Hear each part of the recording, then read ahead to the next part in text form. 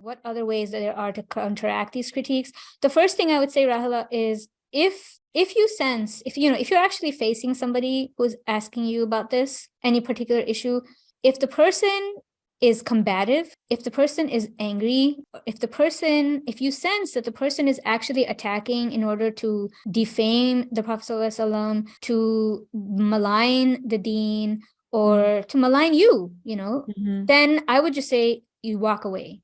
It's not I would say, Allah subhanahu wa ta'ala tells us, qalu salama, right? Like you just say peace and you just walk away. Like you don't engage with that kind of thing, because there's no benefit to be had through that kind of an interaction. And it could become very difficult for you, because that person is not going to put down their thing. They have a goal. They have, at least from what we can perceive based on their attitude, they have made the decision that they will not believe in Allah and that they are going to disobey Him. And for you to try and go through the trouble of trying to, fight that, you're just going to be bringing in that darkness that they have into the light of your heart. And I think if you, I don't know if you ever experienced this, but when you get into those kinds of debates, there's a darkness that comes. It's very sad, though. It's also, though, difficult when these critiques are coming from Muslims. It's even when they're coming from Muslims, I would say. Even when they're coming from Muslims. And I understand that pain. Like, look at who you're talking to, look at who your interlocutor is.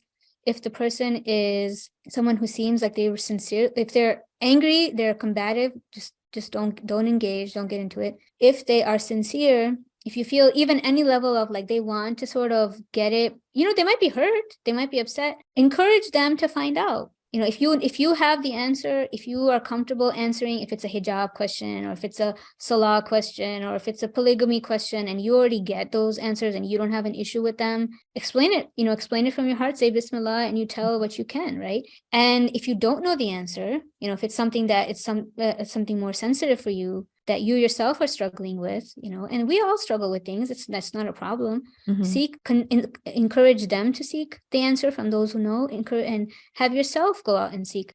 Sometimes that person has come not for you to give them the answer, but for Allah to tell you, Rahila, you should seek this answer. Because if something stirs in your heart about that question, it might be a sign from Allah that I want you to submit to me in this point that you're having trouble with. And so find out how you can do that. And you can do it. The main thing is that trust, having that trust, having aspiration of wanting to improve your iman, and having that trust in Allah that you can do it. And how do you do it? You do it through the Quran and the Sunnah. How do you access the Quran and the Sunnah? Through the inheritors of the Prophet, through the ulama.